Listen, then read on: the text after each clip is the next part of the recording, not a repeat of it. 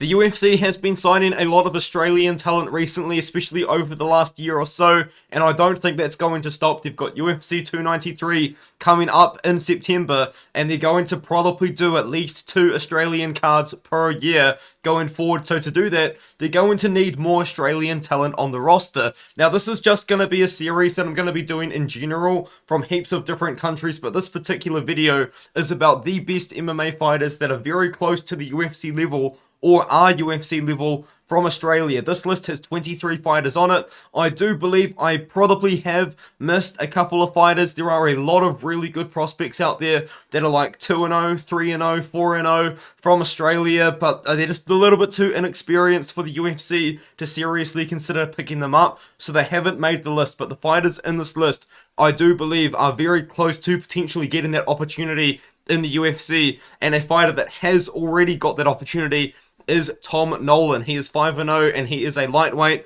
I believe he has been signed to fight on Dana White's Contender Series this year. I believe it's pretty much been confirmed now, so you can probably expect him to be on the Contender Series this year. And he is 5-0 at lightweight. He's fought some great guys like Adam Cook, who was 7-1 at the time, Aiden Aguilera, who was 9-6 at the time, and he's got great wins on his career. He went 6-1 as an amateur, so he's got a lot of experience outside of being a professional as well, which is always quite important for a lot of these guys that are going to be making their come up, especially for Tom Nolan at 5-0 as a pro. He is somewhat inexperienced for a lot of guys that do end up in the UFC, because a lot of the guys that end up in the UFC have maybe 8 fights behind them at least, usually. So Tom Nolan making that step up, Dana White's Contender Series, he could be 6-0 going into UFC 293 if all goes well for him over in the States when he does make that debut. Cam Roston is also on the list, and he is also on Dana White's Contender Series. I believe he's fighting a guy called Chad Hannacom on Dana White's Contender Series this year. I'm not 100% sure, but he's a great striker. I believe he's won some kickboxing tournaments over in just in general, but I believe he is also on the Dana White's Contender Series this year. He's fought some good guys. He's fought and lost to some good guys as well, like Jacob Malkoon, who's now in the UFC doing his own thing. But I do believe that Cam Roston, you will see his name on Dana White's Contender Series this year. I believe it's been confirmed that he's on there. Now we get to the prospects that I believe are UFC ready, or if not, Dana White's Contender Series ready, because the Contender Series is only about 6 months away, so 6 weeks away at this point. And Abdullah Bieda is one of those guys. He's 7-1 as a pro, but he's 6'3" at 145 pounds, which is just unreal, and he's on a really good win streak recently. He did have a split decision win over Jack Lyons, but since then he's finished 3 opponents in a row and just had some really good performances. He's 6'3" as a featherweight. That is absolutely ridiculous. Another fighter that I do believe is ready for the UFC or a Dana White's Contender Series opportunity is Joseph Luciano. He is coming over off a really big win over Caleb Rideout, who was also on this list towards the back end because he is coming off a loss, but a really good prospect himself. Caleb Rideout will have a great career ahead of him himself, but just recently we did see Joseph Luciano get a win over him, and he is on a good win streak right now. Carlos Prates as well, I believe, has gone on to earn himself a shot on Dana White's Contender Series. As you can see, he's fighting Mitch Ramirez, and that's the guy that he lost to all the way back when in 2019. So he's definitely deserving of an opportunity going forward. Justin Van Heerden, you will see that he was born in South Africa, but he is the eternal MMA champion, and he does seem to represent Australia. He seems pretty keen on making his debut at UFC 293. If you don't want to do that, you probably could put him on the Contender Series, but he's on a good win streak over good fighters himself. He has beaten some good guys. The last time he really was losing was way back earlier on in his career as he was kind of getting better. And now he's gone on to beat some good guys. He beat the 7-0 Muhammad Alavi, then he beat Diego Pereira, and then he beat Rod Coaster recently, and Rod Coaster's a really good fighter himself. He probably is ready for the UFC, but if you don't want to give him that UFC opportunity now, maybe Dana White's Contender Series and then a UFC shot after that. But Justin Van Heerden in general would be a smart sign-in for the UFC because they want fighters from South Africa, but also they want fighters from Australia. So you're kind of getting the best of both worlds in that situation. Jacinta Austin is also very high up on the list. I think she is a very talented fighter. She's 28 years old. She is coming off a close loss to Josephine Knutson, but it's worth noting that Josephine Knutson has been on the UFC's radar for a very long time. You know, she's a former world kickboxing champion, is Josephine Knutson, and she's on the Contender Series this year. I genuinely do believe that even on a one-fight win streak, if Jacinta Austin beats this girl, Sofia Bagashvili, she will be on the Contender Series towards the very end of the Contender Series, maybe even on the UFC 293 card. I think that she would be a pretty good pickup for the UFC.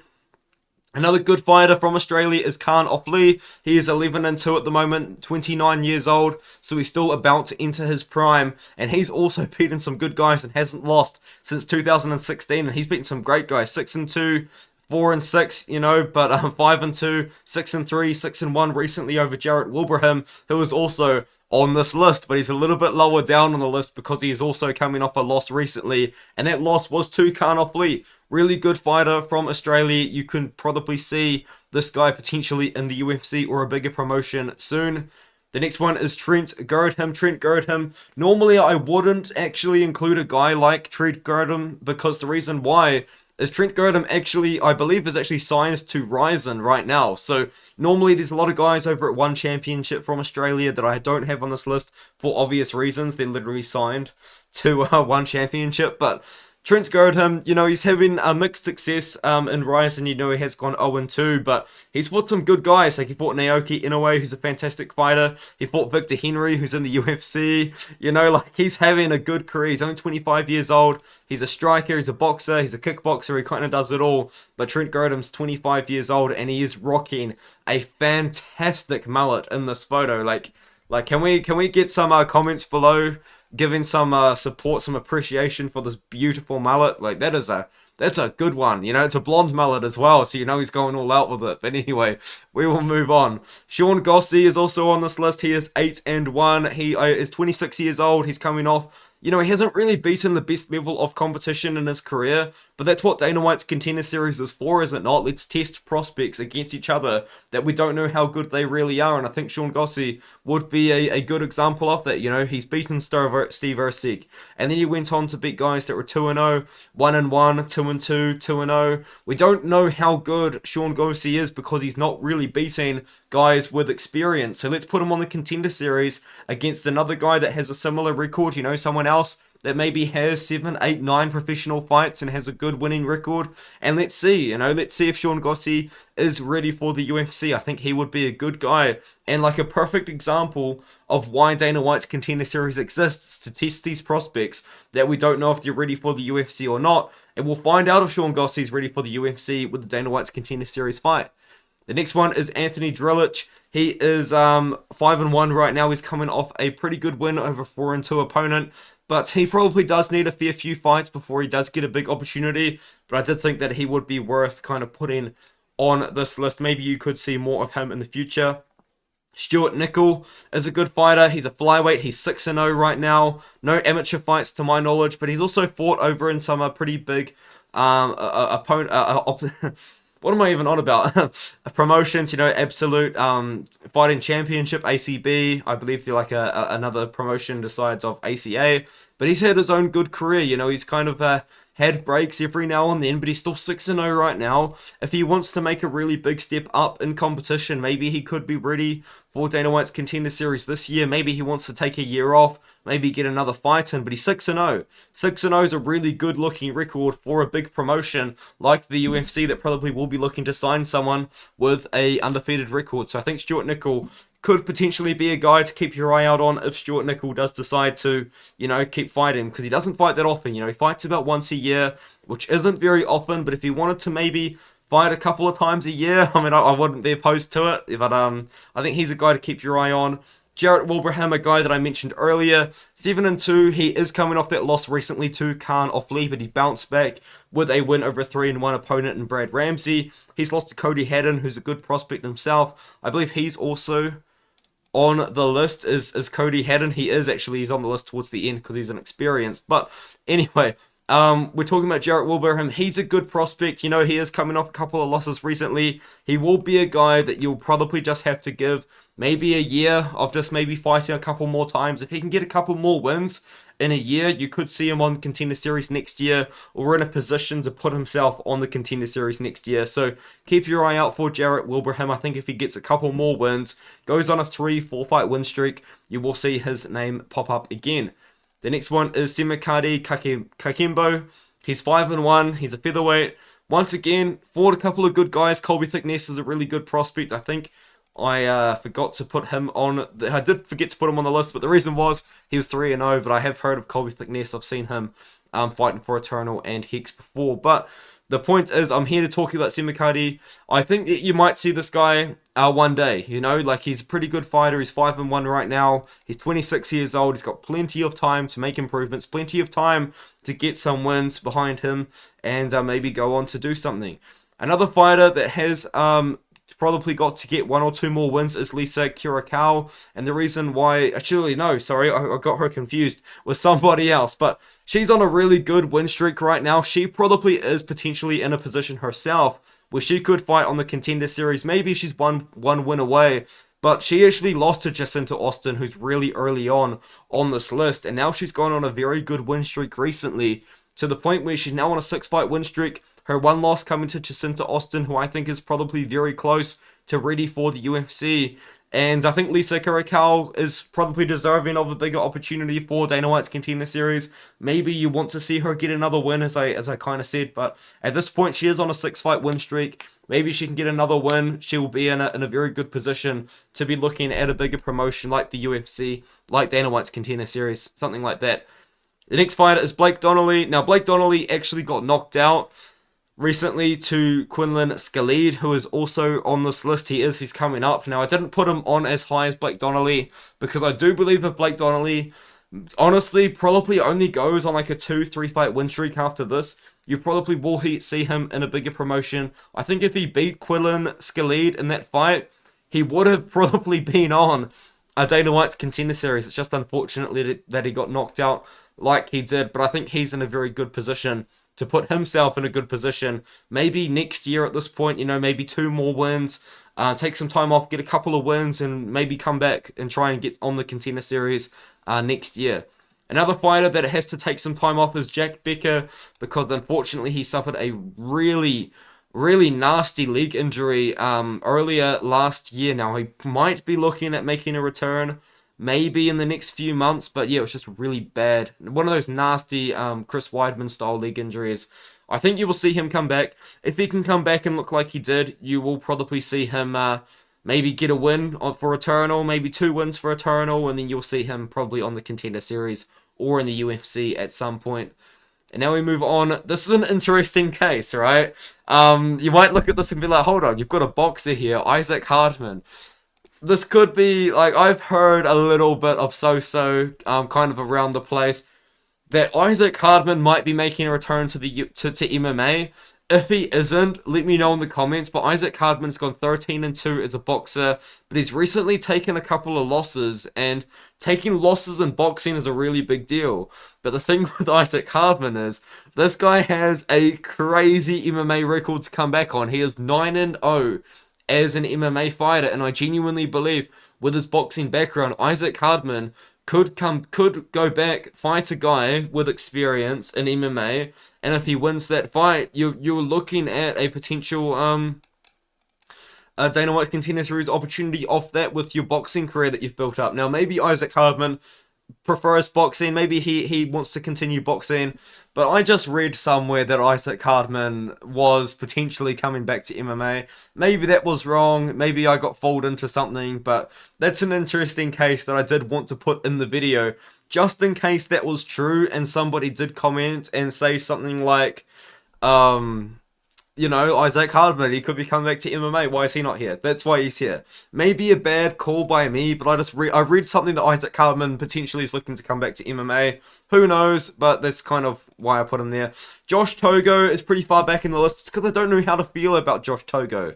You know, he's 12-4. He's got a good record. He's on a good win streak as well, and he's beaten some really good guys. He went over to UAE Warriors, beat 14-1 Tahir Abdullayev. You know, he's beaten good guys, and he's like got a really good kind of win-loss record as of recent. Had that unfortunate no contest with George Staropoulos. That was like his first fight in like 7 years, which is insane. But yeah, I don't know how to feel about Josh Togo, but he's probably a guy you could maybe see. I don't know how old he is. I think he's like 30, 32 or something like that. Maybe you could see him somewhere. I'm not too sure. Cody Hadden, Alex Bahunian is all over this guy on Twitter right now, talking about how he's 4-1 as a pro, 5-0 as an amateur. I think you got to pump the brakes a little bit on Cody Hadden. He went to war with Steve Hadden, which was a really, really impressive performance, but I think you got to give him some time, man. We're talking about a guy that is 4-1 in MMA and only 24 years old. You give Cody Hadden some time. You give Cody Hadden a couple more fights, a couple more fights, 2, maybe 3 more pro fights, and he's ready for the UFC, in my opinion. He's a really, really talented fighter, but I think, just to pump the brakes on him a little bit. He's 4-1, he's got to take some time. He's got to get some more fights. He's got to get some more experience. And then with that being said, you could see Cody Hadden in the future. I definitely do think that Cody Hadden will be in the UFC one day. Now, will it be sooner rather than later? We'll find out. If Cody Hadden, has the ability, if he's able to, with injuries and maybe other commitments in his life, if he's able to get a couple more fights in within the next year or so, I really would be surprised if he wasn't on the Contender Series next year. So it depends how Cody Hadden kind of goes about this. I don't know how busy he is in his personal life. Obviously these fighters, they work jobs. You know what I mean? Like they're just like me and you. They've got to make their way in the world themselves. So I don't know. We'll see if Cody Hadden really can put something together. But I think you will see him one day in the UFC. And another guy that is maybe actually, no disrespect to Hadden, but potentially in a position closer to the UFC is Quillan Salik. And the reason why that is, he's just got the belt at a major MMA promotion, which is Eternal MMA, which is the biggest promotion in Australia. And he's got a win over Abdullah Bieda as an amateur as well, which does kind of mean something because Abdullah Bieda was way back at the start of this because he's had a great pro career. Now, Quillan Salik, can go on to beat some really good guys and defend his belt a couple of times. You are looking at Quillan Salik in the UFC, maybe even Quillan Salik, because he took no damage in his last fight. If he's able to turn around and fight somebody, get maybe a favorable matchup, sort out a favorable matchup for Salik, get him a good win before the end of the year, and then he fights again at the start of the year or at the end of the year. Maybe if he can fight 2 more times this year. Honestly, I know that sounds like pretty impossible for fighters that don't fight full time. You could see him on an Australian card at the start of next year, because I'm sure the UFC is probably wanting to go back to Australia at the start of next year, in the first half of next year. So maybe he could try and set something up to get him in a position there. But with that being said, I don't think Quillan Salik is very old. I think he's got time to develop. So I wouldn't really rush anything, but there's definitely something that could potentially happen if he was to rush. But I think Quillan Salik should just kind of keep developing, keep building up that record. He's only 4-1. He's got time to develop. He's got time to build. He's got time to defend that Eternal MMA belt, which he won in emphatic fashion, and go on to do great things in the future.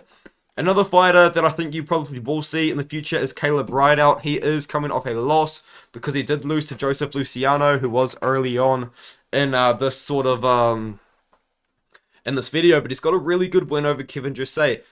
Now, I believe Kevin Jousset is on the Contender Series this year. I think I heard about that somewhere, but I could be wrong. But Kevin Jousset, I believe, is born in France, but he trains at a City Kickboxing in New Zealand. But with that being said, Caleb Rideout does have a win over him. He did lose to Joseph Luciano in that matchup, but Caleb Rideout, he's 25 years old.